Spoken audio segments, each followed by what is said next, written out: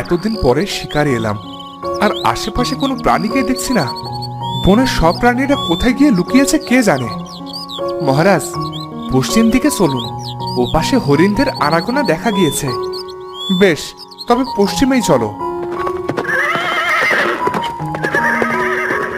আনন্দনগর রাজ্যের রাজা সেলিম। রাজা সেলিমের বীরত্ব আর সাহসের ব্যাপারে সকলেই জানত। রাজা সেলিম শিকার করতে খুব ভালোবাসত, তাই আনন্দনগর রাজ্যের সেনাপতি এবং প্রিয় বন্ধু মুরাদকে নিয়ে প্রায়ই বেরিয়ে পড়ত শিকারে। মহারাজ, ওই যে দেখুন, একটি হরিণ ঘাস খাচ্ছে, এটাই সুযোগ।